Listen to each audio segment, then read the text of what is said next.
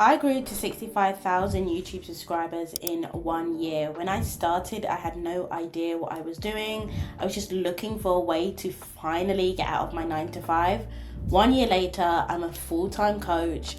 I've quit my 9 to 5, and YouTube was the thing that actually made it possible. And so in this video, I want to show you how much YouTube paid me, what it took to be consistent for a year, and just give you guys the inside knowledge on exactly what I bought, what equipment I used, and how you can do this for yourself, okay? So let's jump in. If you don't know me, hi, I'm Rochelle. I literally walked away from my 9 to 5 life because of digital products, because of YouTube, and also because of Pinterest. My goal with this channel is to show you how to start and grow your own digital product business so you can actually get out of your 9 to 5 and stay out, okay?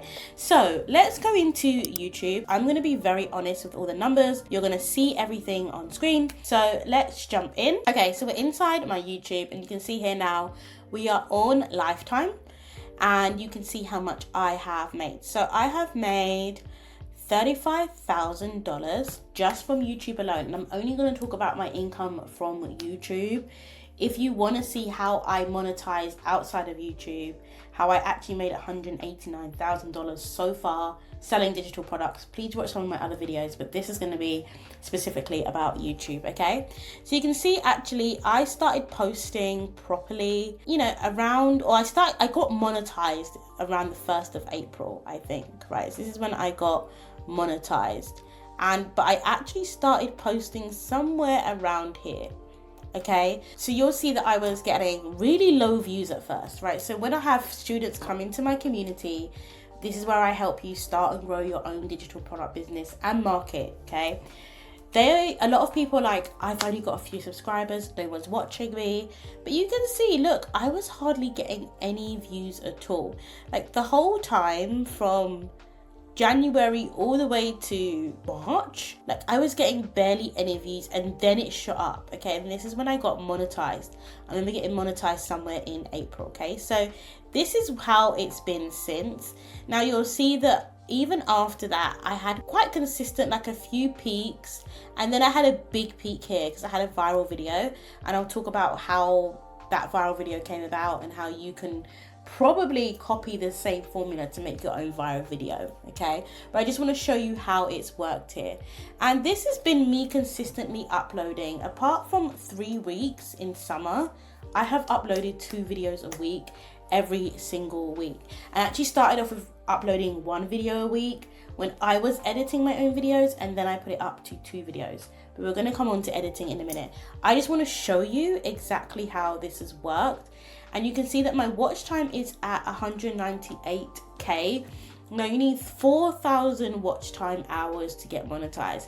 And that 4,000 feels like the longest time ever, right? So you'll see that like I was getting pretty much nothing until it really took off. And that's how YouTube feels. It feels like nothing's happening for a long time, and then suddenly it takes off. And so you just need to stay in the game long enough, right? But you can see like my income for video is quite consistent. So if we now go on to my content, and by the way, if you have a YouTube channel and you're not using your YouTube analytics, please go into that YouTube analytics. It's going to give you a lot of insight, right? And so hopefully you can now see, here are all my views. Most of them come from my long form videos, 1.9 mils, and then this is from my shorts, okay? Now, typically you can see my typical range of views. I'm not actually getting that many views, right? Between 3K and 7K views. So not that much, but that is enough. That is enough for me to quit my job, enough for me to have a full-time YouTube income. And then you can also see my shorts views and my live streams. I don't do live streams much anymore, but at the start I was, and I would highly recommend that as a tactic when you're starting out, if you've got the capacity for it. Okay, so you can see here I've got a lot of remix views here. Some people are remixing my videos, and I'm fine with that. Now, your audience tab is really interesting. Like I say, I grew to 65,000 followers. I had a big increase here for some reason. I don't know. I think that was my viral video. And you can see that I have one video that pulls a massive amount of people in, right? This is just my story video. And I was shocked. I was not expecting this to go viral, but it did. And so this is a good time to tell you, if you haven't already, go watch that video and model that video. Make your own version of your story. Everyone has a video like this on their YouTube, right? And so if you don't have one, create one. And if you do have one and it didn't get a lot of views, create it again. Try to follow the structure that I followed, because you just need to create a story that actually shows people who you are outside of your channel. Why did you start your channel? How did you get here? What were all the ups and downs that you had, right? And so that's what I went into in this video. This video, while we're talking about the viral video, you can see this video that we have right here that I'm making now is not scripted. As you can see, I'm going just kind of as I want, as I'm going through things. But this video was scripted. I sat down and I really thought about my story. And I highly recommend that you script this video, because so much has happened in your life. I know so much has happened in my life. And so I had to really sit down and think about, okay, what were all the steps that I took to get here? Like, how did this come about? Because people will think it's an overnight thing, but it's not. There is a journey that leads to that place that you can get to, where you can finally say, not that you've made it, because I haven't made it yet, but where you can look back and say, I have made a big change. Okay, so you can see just from this one video, maybe about $10,000 just in ad revenue. Does not include all of the digital products I sold off the back of it. It got me 16,000 subscribers, which is kind of crazy, and I had 37k watch time. So if I just had that video on my channel, I would have got monetized over and over again. Okay, so this is a video that you really want to make for yourself. Now, this is what we call a retention graph. It shows how long people stayed on the video. And you know, by the end, I only had about 12% of people get to the end, but that's still pretty good. Most videos, you won't have hardly anywhere close to that percentage of people staying to the end. So you want to have a think about, okay, how can I tell a story in such a way that I can keep people engaged? And it's really hard to keep people engaged for 23 minutes, okay? It's very hard. But if you follow this structure, you will. So this video, massively successful. You could watch it, you could create your own version, and I just hope it blows up on your channel the same way it does mine. If not, try again, right? I made a story video before this actually, and it's quite embarrassing. Let me see if I can show you. So here's this first story video that I made. I actually made it on the 2nd of February. Now it looks like it's got a decent amount of views now, but for a long time this video had like 5 views. Okay, so this was a story video, very similar, but I didn't get as deep into the emotions, like how I was really feeling. That is what I did in my viral video, and that made all the difference. Okay, so coming back to my analytics, the other thing that I want to show you is my revenue. And you can see my revenue is quite consistent. I did have a huge peak here and some peaks here where I made, like, these are all off the back of my viral video actually. In that day, I made almost $500 in ad revenue. And you need to think about it, right? The ad revenue is a really small part. So this money that I've made just through ad revenue is a very small part of the money that I make on YouTube. I also make money through brand deals, and I also make money through selling my own products and services. And I highly recommend, especially if you're a new YouTuber, you diversify the way that you're making money. You don't want to rely on this ad revenue. In fact, if I didn't have my viral video, I probably wouldn't have made anywhere near this much ad revenue. Okay, so it's really important that you don't rely on this as an income stream. This is a bonus. I don't even know actually where this goes. I pay my YouTube agency and I don't really see much of it, but like, if you do this correctly, you will have a lot of revenue. Now, the other thing that I want to show you is that I don't make any money from my shorts. Okay, so if you're running shorts, please be aware that you're not going to make ad revenue money from them. My shorts, the job of my shorts is really to get more people to my long form video, which make money, so that's fine. I have a membership. This is just people that I reply to first in the comments. So if you want to be part of my membership, I reply to you first in the comments, and I'm also going to be doing live streams for only you guys once a month, and so that has made me $512. These are gifts that people give me on my video. This has happened like twice, and every time I'm like, oh my god, give me a gift, thank you. And then I do have a connected store. So I do have a Shopify store connected to my YouTube, and you can see just by connecting that store, and it was making 0, as it never makes that much, but over time it really adds up. You can see that actually accounts for $10,000 of my revenue. Big win. I highly recommend it. You can actually do it on Shopify.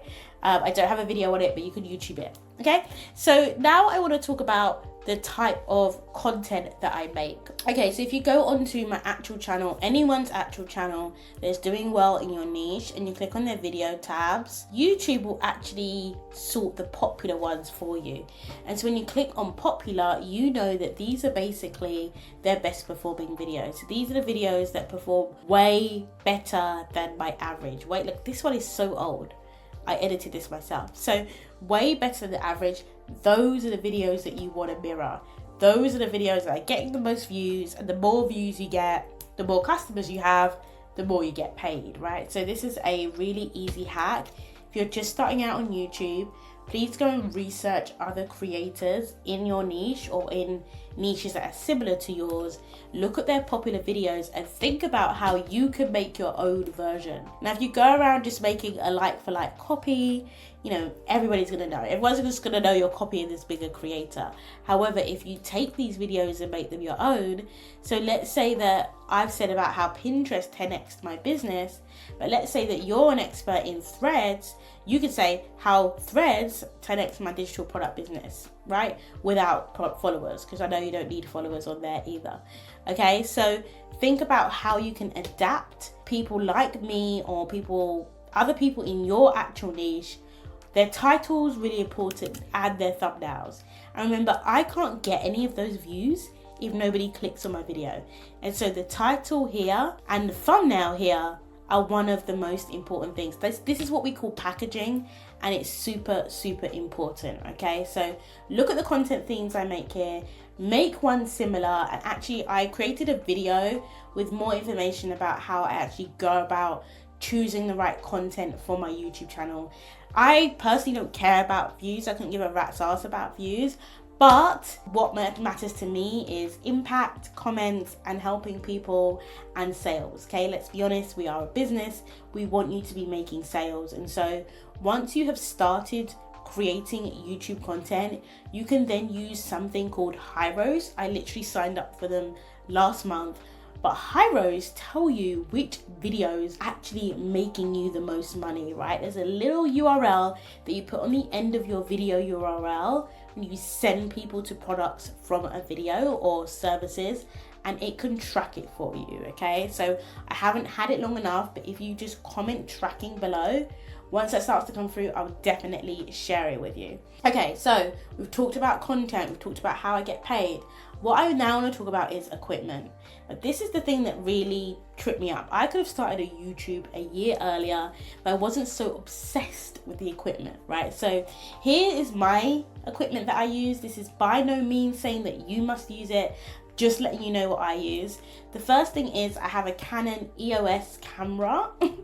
I know that I'm leaving out the model there. I can't remember the model's name, but I'll make sure it's put on the screen in editing. This is the camera that I used. I'm pretty sure it was £700. My husband bought it for me for Christmas a couple of years ago. It was £700 then. It's probably a lot cheaper. Could I get a new camera? Yes. Will I? No. I'm not getting a new camera until this one stops working for me. I only use it for my YouTube. So for me, it was worthwhile. Now, the other thing, I actually have it here, is my DJI Osmo, okay? I love this thing. I don't actually necessarily use it for my YouTube videos right now, but if I didn't have my Canon, I would use this. It's so easy. You just stand it on your desk, so easy. I love my DJI Osmo. I probably use this for my shorts and any social media content that you see. This is really good. You don't need this and a Canon though, one or the other, but I would say this is more flexible. You can use this in lots of different things. Now, if you don't have a Canon and you don't want to buy a DJI, you could use your iPhone. I highly recommend starting with my iPhone. I don't know if you can see, I actually have a cracked lens on my iPhone, but I still use it to make me money, and that's enough. Okay, that's enough to start. Now, the more important thing than a camera is actually your mic. Now, I use the Shure MV7. This is a great mic, but sometimes when I first started out, it had a lot of feedback, there was a lot of echoes. I had to really tweak the settings. I spent a lot of time on YouTube figuring that out. So I would just keep in mind that you may have to do some tweaking to it, but once it's tweaked, honestly, this mic is a game changer. Now, before I had this mic, I had the Blue Yeti mic. It's a lot cheaper. It still does a very good job, so you can get either of them, although this is just a better one, and I actually have it attached to the side of my desk. If you want, like again, you want an office tour, you should let me know, and I will do that for you. Now, in terms of lighting, I will probably add a B-roll of the lighting that I use, and it is a softbox, so I use a softbox lighting.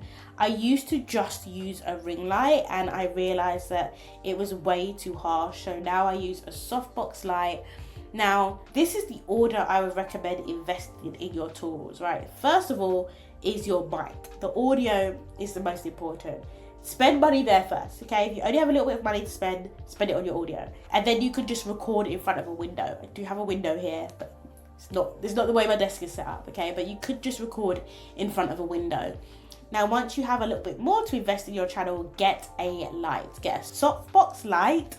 I'll put the light I have below in the description, and that's all you really need. I only really use one light here. I have another light here, but it's not necessary. And then go for your camera, okay? So it goes audio, lighting, camera. That's the order in which you invest. Now, in terms of how I actually record my videos, I record my videos using Ecamm. You've probably seen recently that I've been having like the little whiteboard on the screen. All of that is through Ecamm. I love Ecamm. That's what I use to record. It's not free though. If you want a free version, you can use OBS, but Ecamm is a lot better. And then I edit my videos in Descript. Now, I actually have an editing team, and if I was starting all over again, I wouldn't spend a ton of time on editing. I would just cut out all of my pauses, all of the things that you got wrong, all of the retakes. Trust me, I have a lot of retakes, and I would do that in Descript. It's got an AI video editor assistant that really helps you out, and so I highly recommend just recording in Ecamm, editing in Descript, and uploading to YouTube.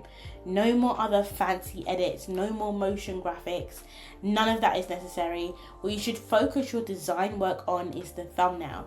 The thumbnail is so important because, like I said earlier, people don't see that title and that thumbnail and want to click on your video. They really won't. And there's two things for me that have worked super well in my thumbnail. Number one is creating some sort of contrarian angle. So I might say something like, don't create more digital products, and people will be like, well, why? Because you're telling me you can make money through digital products. If you open up a question in someone's mind with the text that you use on the thumbnail, it's great. Another good one I had was like, forget Etsy. That was one of my best thumbnails for a long time. I was just like, forget Etsy, right? Even though I was saying how I make money selling digital products. So that's my number one strategy for thumbnails. Otherwise, the more proof that you can include, the better. Obviously, I am in an income niche, so I do have to have income numbers, but you could have different numbers. You could have how many people you've helped, how many books you've read, you know, something that gives you credibility in an actual number form is the most important thing for a headline.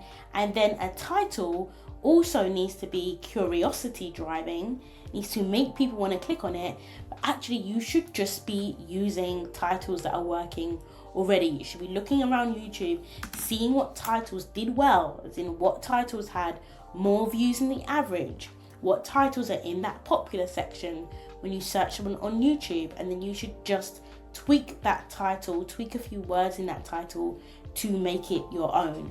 And that, my friends, is how you can start a YouTube channel with literally next to nothing, no experience, stay consistent for a year, make over $35,000 just from your YouTube ads revenue, and walk away from your 9 to 5. This is a reality for all of you. And so the next video I want you to watch is where I do a deeper dive on how I used YouTube to market my digital products. I'll see you then.